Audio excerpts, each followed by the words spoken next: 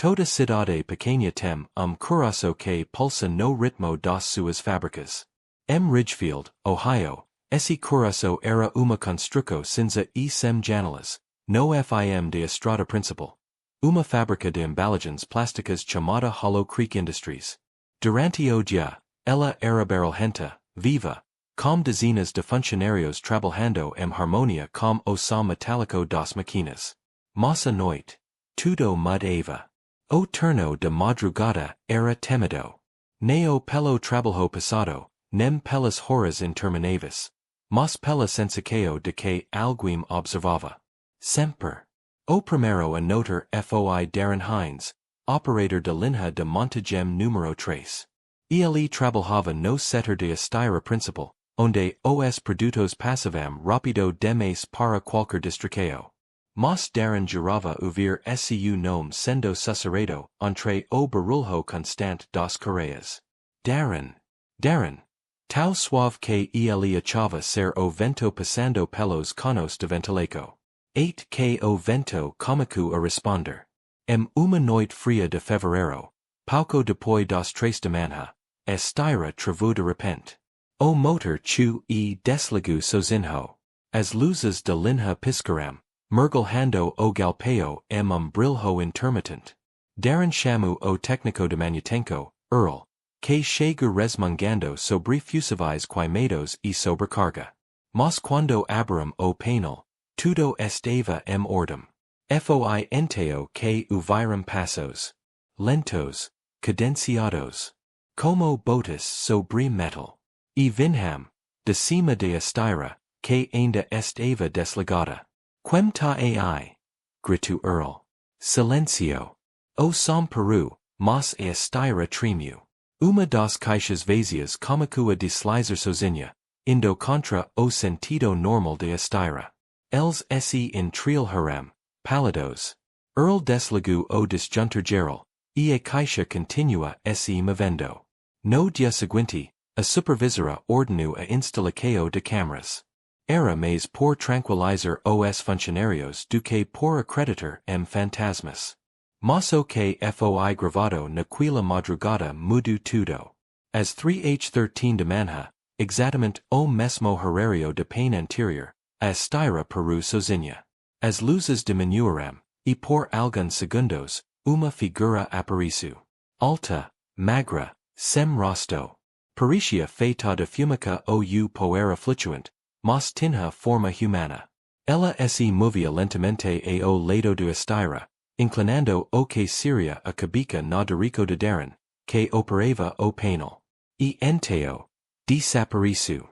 A gravação foi mostrada à gerência, que a considera uma falha de vídeo. Mas os trabalhadores não foram tão ingenuos.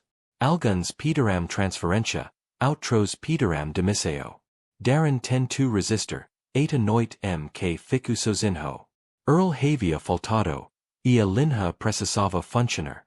Darren estava operando as máquinas quando ouviu som que nunca mais esqueceria. Alguém respirava atrás dele. Não era o chiado das válvulas, nem o ar dos compressores. Era uma respiração humana, lenta e pesada. Ele se virou, e por breve segundo viu algo no reflexo de esteira metálica. Rosto sem olhos, parado a poucos centímetros do dele. Darren gritou, correu o corredor, mas as portas estavam travadas. A esteira começou a se mover sozinha, mesmo com o painel desligado. As caixas se acumulavam, caindo no chão com estrondos. As luzes piscavam sincronia com o barulho. E no meio do caos, ele ouviu novamente. Darren. Fique comigo. Na manhã seguinte, quando os trabalhadores do turno diurno chegaram, encontraram o galpão silencio. Tudo desligado. Mas no chão, ao lado do esteira, havia capacete de segurança, com o nome de Darren escrito fita adesiva. Nunca mais o viram. A gravação daquela noite desapareceu dos arquivos. A empresa alugou aerotécnico. Mas quem ficou para limpar o local diz que a esteira ainda se movia sozinha, as 3H13 de manha. Mesmo sem energia elétrica. Os paucos que usaram entrar depois disso affirmam ter ouvido o som de passos no metal, e uma voz rouca chamando seus nomes. Ninguém dura mais de uma semana naquele turno. E quem tenta. Costuma voltar para casa como hiras fundas, as mãos tremulas e o olhar fixo. Como esse algo estives esperando na escuridão para acompanhá-los. Quando a fábrica foi fechada, em 2005, os vizinhos reclamaram que o prédio produzia ruídos à noite. Bipes, motores ligando, o som de esteiras rodando. Mas lá dentro, não havia eletricidade ha anos. Alguns juram ter visto luzes piscando atrás das janelas quebradas. Outros afirmam ouvir murmúrio coletivo, como esse centenas de voces ainda trabalhassem ali, sem parar, sem descanso. Hoje, o prédio de Hollow Creek Industries está abandonado, cercado por mato e ferrugem. As portas foram soldadas, mas vândalos insistem em entrar. Grupo de adolescentes, em 2019, gravou vídeo de exploração noturna. No vídeo, tudo é normal no início. Mas no minuto 313, uma das câmeras de mão capta o som de uma esteira ligando sozinha. E uma voz feminina sussurrando nome que ninguém do grupo reconhecia. O vídeo foi publicado no YouTube e depois misteriosamente removido. Nenhum dos jovens quis falar sobre o que veio lá dentro. Deles foi internado semanas depois, dizendo que o barulho das máquinas nunca parava. Som de corrente sendo arrastada. Clique metálico. Pausa. Alguns dizem que o que assombra aquela fábrica neo é espírito comum.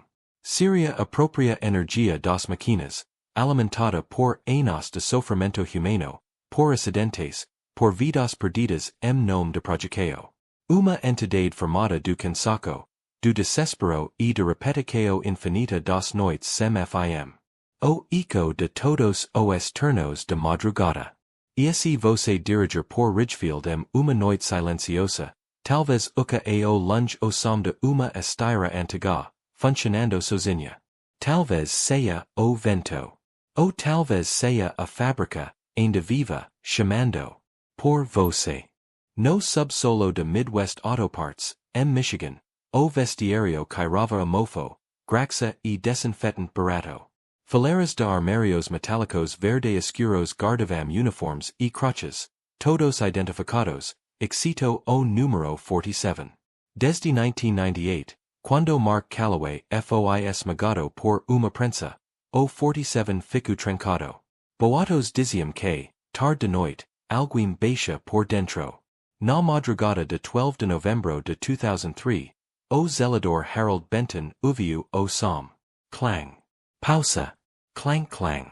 O barulho vinha do 47.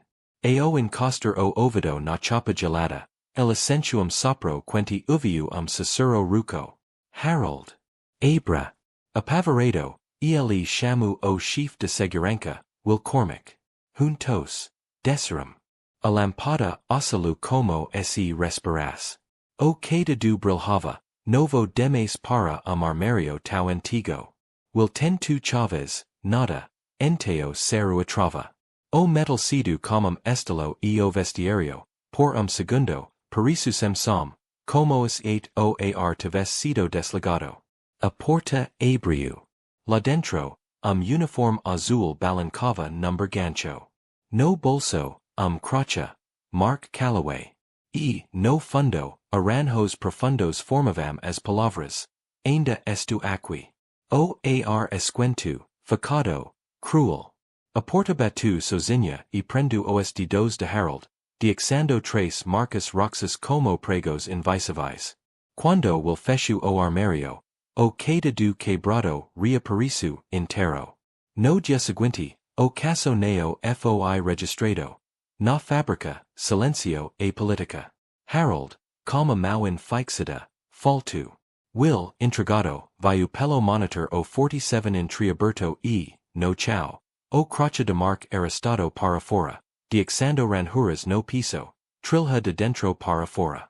Do alto falante, tres batidas, clang, clang, clang. Cicero. Will, estu com frio. Na noite seguinte, sem vento e sem ruido externo, will dessu com lanterna e chave mestra. O vestiario cairava a motor quent misturado a ferro oxidado. O 47 pericia convidar. O cracha, o toque, tinha temperatura de pele. Quando will inseriu a chave, o que deducido, por trás do uniforme, ele viu alhos claros flutuando number escuro viscoso. Avos, agora urgent. Ta frio aqui dentro. Me tira. Will recuo, a portabatu, e o que dedu retorno a posiceo como se nunca tivesse sido cortado. A gerencia la cruz aérea com correntes e placas de acesso restrito. Boatos resurgiram, alguns giravam que, no dia do acidente, Mark foi levado respirando ao vestiário para esperar a ambulância. E que, quando ela chegou, o lugar estava vazio, so o 47 trancado. Dezembro, uma queda de energia mergulhou a fábrica no breu. Mesmo assim, funcionários juraram ouvir a linha de prensas funcionando. Do subsolo, subiram três batidas ritmadas. Will, guia do pelo instinto, dessu mais uma vez. No escuro, o 47 atraia, o fix de lanterna. No seu bolso, estava o crotcha de Mark, e ele neo lembrava de ti lo guardado ali. O ergulo, sopro percorreu o vestiario e a porta do armário tremeu. Lá dentro, tecido roca metal, como uma manga se agitando no gancho. Eu vou abrir, disse Will, mas para si do que para alguém. Desta vez, a chave giru facil. Quando puxu, uma força contrária puxu também. A luz se deformou dentro, como se o escuro tivesse peso. Atrás do uniforme, os alhos piscaram. A voz repetiu, com fome de ar. Me tira. Will largo. A porta fechou. O quedado caiu se refez, inteiro. 2012, o novo gerente de Manutenco, Travis O'Neill, decidiu remover os armários. Martelos, macacos, macarico, nada movu o 47. Quando aqueceram a chapa, surgiu cairo de cabelo queimado. A porta abriu dido, pegadas de graxa brotaram no concreto, saindo de dentro e parando diante da saída, e sumaram. Travis registrou vazamento de óleo e pediu troca de piso. O email foi arquivado. A fábrica fechou 2 anos depois. O prédio ficou. Vândalos e exploradores urbanos pulam o alambrado, decimaus poros, brincam como eco dizendo o proprio nome. Vídeos noturnos, o 47 aparece como retangulo sem calor. Vazio que olha de volta. Uma gravação famosa, jovem bait 3 vezes, a imagem cai e, por segundo, vese a porta abrindo sozinha. Comentários gritam, fake, semanas depois. O autor escreve ainda aqui, e abandona o canal, alegando pesadillos. Anos depois, Harold retorna. Sem lanterna. O escuro da menos trabalho quando a gente neo tenta vencê-lo, pensa. O preju gelado o recebe com o cairo que ele conhece como quem reconhece parente, mofo, graxa, tempo. No vestiario, diante do 47, o frio animal atento. Pela primeira vez desde o acidente, sua mão neo dói. Ele encosta a palma no metal. Mark, eu vejo você. Neo posso abrir. Do fundo, risca metal. Uma palavra. Aqui. Harold sorri, exausto e livre. Calor mínimo atravessa seus ombros, o suficiente para subir as escadas sem pensa na articulação esquerda. Lá fora, a neblina parece aliviar por alguns passos. Na cidade, dizem que, noites de bruma, de para ouvir batidas cadenciadas, como se carregassem salabas, eca, ainda. Se você encontrar armário sem nome number vestiario de subsolo, neo peca respostas. Armários neo respondem. Guardam. O 47 guarda frio, vos e uma promessa. ainda estu aqui. O Texas semper foi quent, mas o que acontecia na funda que o Lone Star Steel, nos arredores de Wichita Falls, neo era so calor. Era uma agonia mineral que parecia ter aprendido a respirar. Diziam que oar, ali tinha vontade própria. Enroscava as rupas, gridava na pele, demorava a ser dos pulmos e, quando a madrugada chegava, a sensa que o pairava. Como esse uma fornalha encastas no peito de quem descia ao subsolo. A fábrica era gigante de concreto e ferro, janelas estreitas sempre sujas de fuligem, chamans caladas durante o turno noturno. Mesmo assim, havia esse suspiro vindo de baixo do chão, uma respiração lenta escondida entre dutos e válvulas.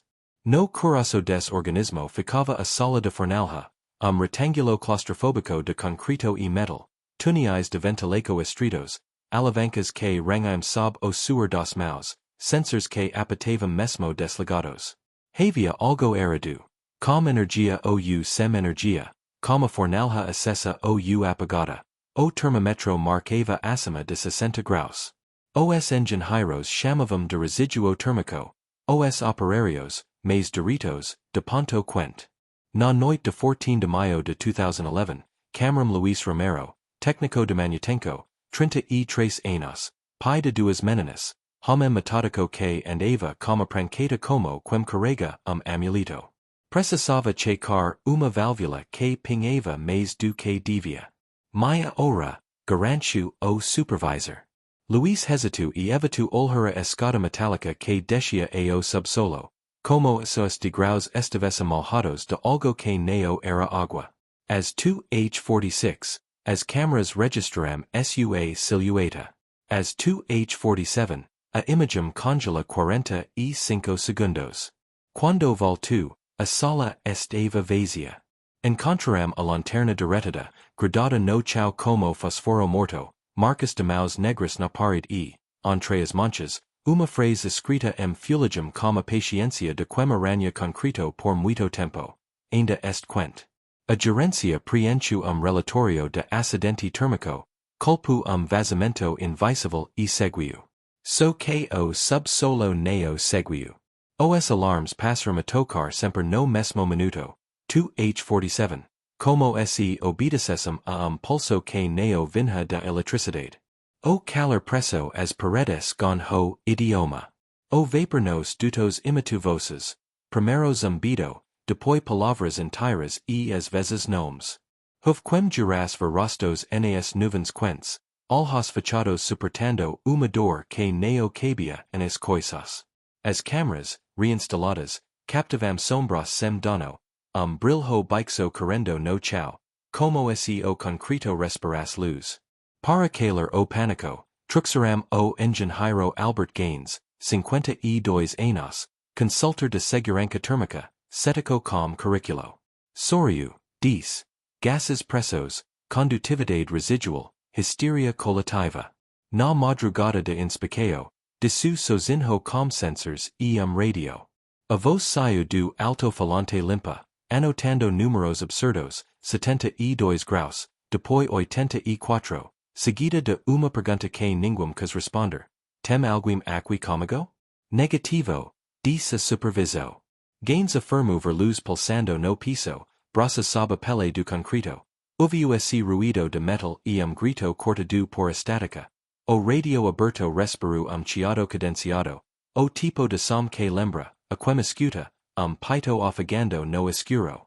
Ao deciram, acram instrumentos derretidos, o relógio de pulso parado as 2h47 e, no centro, uma silhueta escura impressa no chão como acontece quando algo incandescente encontra carne e, no instante seguinte, so sobra o contorno.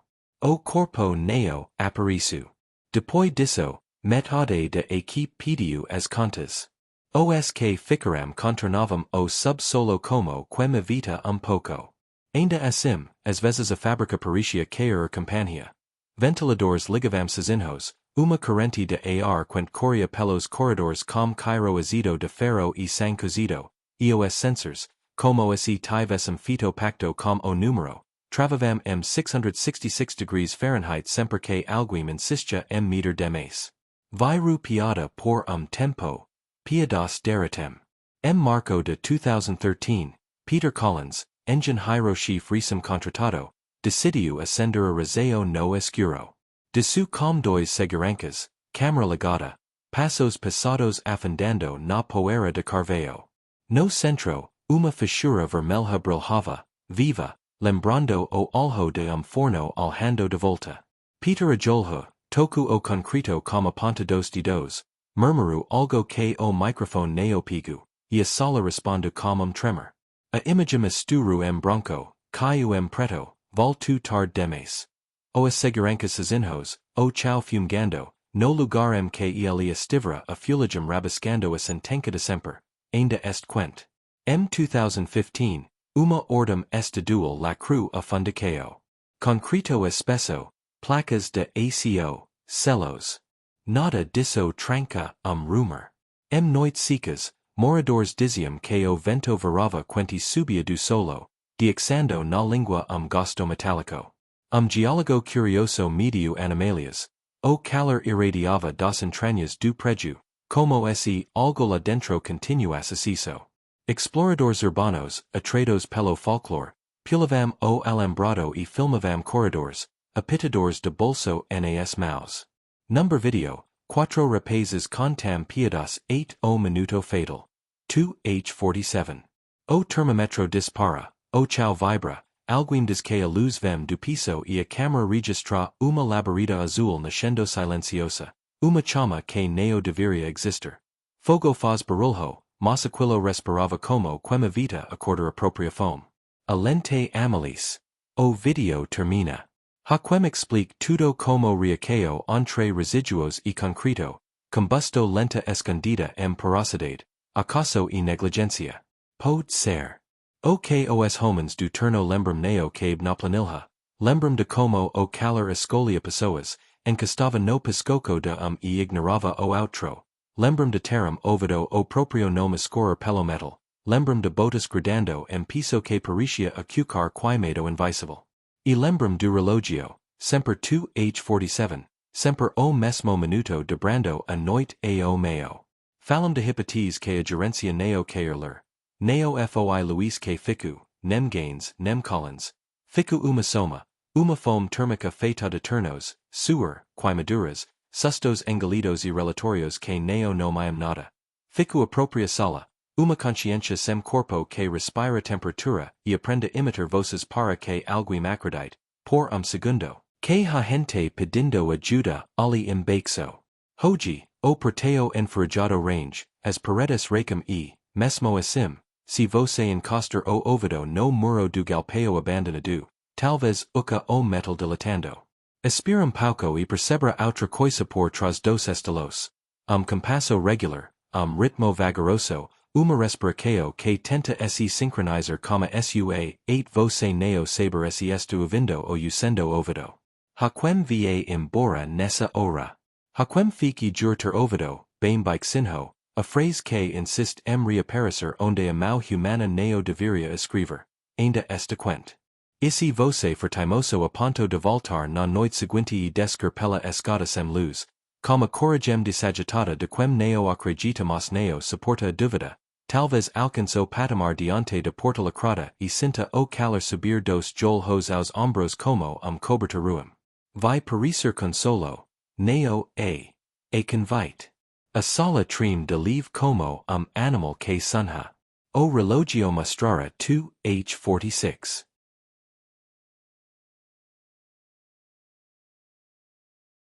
A Westmoreland Fabrications, na Pennsylvania, era o tipo de fábrica tão nova que parecia imuna assombraco.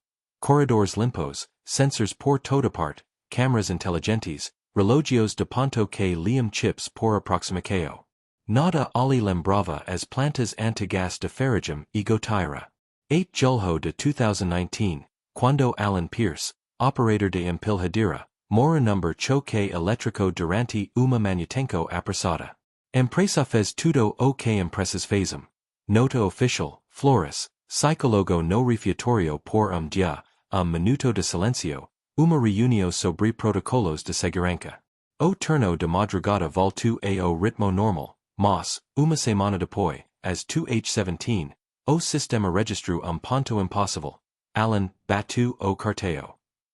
No monitor, OID dele brilho como se alguém tivesse encostado o crocha no leiteiro. O segurança Patrick achu que era bug, tairu print por piada e seguiu. Na noite seguinte, a mesma hora, o bip corto o silencio, e OID aparece de novo. E de novo. E de novo. A chief de RH pediu prati limpar o cadastro de Alan do banco de dados. Limpram. O registro voltu. Trocaram o relógio, voltu. Mudaram o servidor, voltu.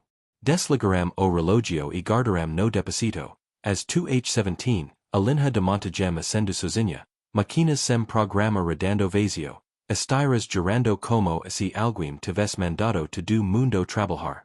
No painel principal, uma mensagem brevíssima surgiu e sumiu. Vox esqueceram de Patrick decidiu que ia ver com os proprios olhos. Instalou uma câmera apontada para o relógio novo e ficou olhando o feed com uma caneca de café frio na mão. As 2H16, nada. As 2H16 e 50, o audio captu passos lentos, arrestados. As 2H17, o bip su. Na tela, por segundo, aparece uma silhueta de uniforme escuro, o crocha balancando. O rosto era barreo sem foco, como esse lente recusas de tals. Patrick correu pelo corredor, viru a esquina. Ninguém. No chao, Marcus de botas malhadas iam do relógio a linha onde Alan Moreira. E paravam ali, como se alguém tivesse entrado no mesmo espaço de antes. No retorno a sala de segurança, o vídeo parecia já ter nascido baixa, caio de ruído, como se a própria memória do aparelho estivesse cansada. Ele tem tu rationalizer, reflexo, trepidação, pareidolia. O corpo neo acredito.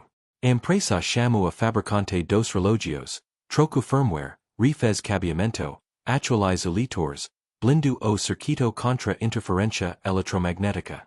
As 2H17, o sistema seguia assinando o nome de morto. Viram auditores, viram consultores, veio padre discretamente as 3 de manhã, convidado por supervisor que neo acredita, mas por via das dúvidas. O padre benzu o corredor, salpicou água sobre o relógio. O aparelho chui mostru, caracteres quadrados, uma hora impossível. 2 hours and 17 minutes congelada, embora o relógio do teto marcas 2:18. Alguém riu por nervoso. O padre foi embora silencio. O setor inteiro comico a ouvir coisas. Primeiro, eco de voz metálica, a mesma palavra repetida. Aqui, aqui, aqui.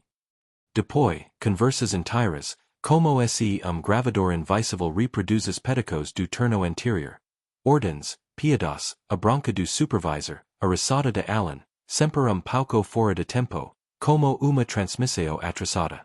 Funcionários passaram a evitar o bebedouro que ficava de frente para o relógio. Diziam que o reflexo no aco inox mostrava alguém parado onde ninguém estava. Homem com capacete desalinhado e crocha torto, as mãos no bolso como Alan ficava quando esperava a máquina acalmar. A ti criou rotas paralelas de autenticaco para pular o relógio. As 2H17, os sistemas travavam, como se pedissem licença a algo que neo tinha crocha. Engenheiro, cético e irritado, escrevo script que varia o banco de dados e apagava qualquer registro com o ID de Alan assim que aparecesse. Na madrugada seguinte, o script apagou 32 vezes.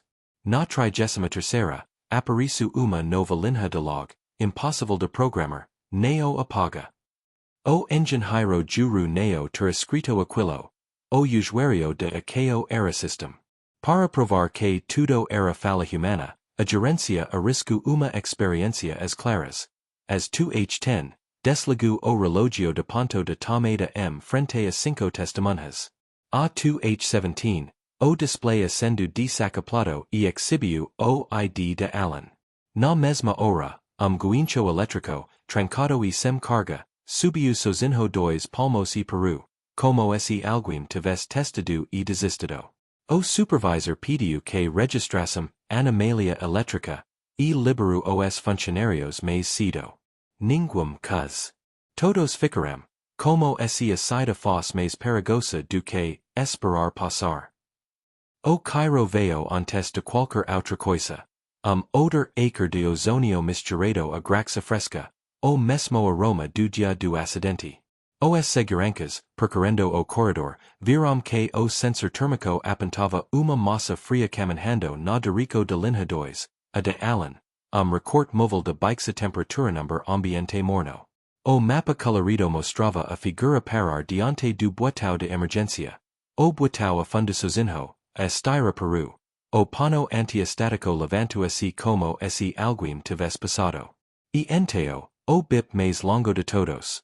Som continuo, resignado, igual ao dos monitores cardíacos quando desistem. A essa altura, o nome relógio fantasma já corria a cidade. Veio gente pedir para passar a noite dentro e gravar vídeo para a internet.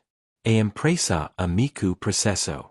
Ainda assim, grupo entrou escondido, usando a saída do incêndio, e montou 3 câmeras.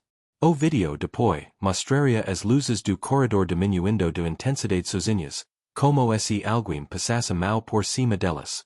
Mostraria também, as 2H17, o ID surgindo no display e, no mesmo quadro, uma sombra deslizando ao longo da parede. Neo uma silhueta humana nítida, mas uma ausência de luz, recorte de menos onde deveria haver igual. O arquivo sofreu corrompimento expoente. Quadros repetidos, ruído, cortes involuntários. No audio, uma frase torçou-se numa língua de estática, esqueceram de mim. A Westmoreland tentou reagir com tecnologia. Instalaram câmeras térmicas, LiDAR, sensors de vibração no piso.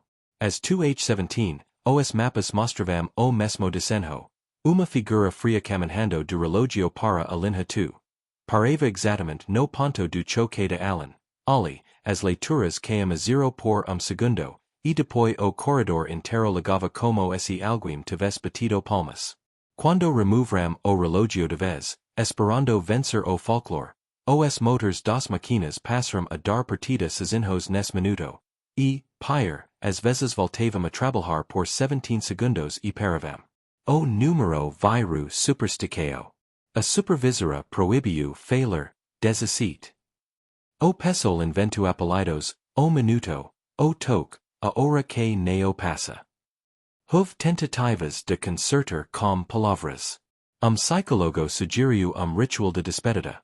Pregaram a foto de Allen no quadro de avisos, falaram do pai atencioso, do pescador de fim de semana, do colega que trazia donuts as sextas. As 2H17, no meio do discurso, o grampo que segurava a foto saltou e caiu no chão. A folha deslizou sozinha 8 parar de frente para o relógio. O psicólogo diz que aquilo neo precisava de leitura metafísica. O corpo inteiro dos presentes discordo. Aderico en seru o turno de madrugada. A fábrica ficou maia.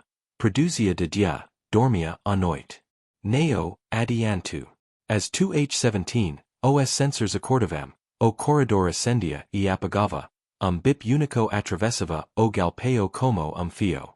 Vizinhos cumcaram o viro som, uns disseram sonho, outros reclamaram do barulho à prefeitura. A prefeitura foi, viu luzes acionando sozinhas, voltou sem relatório.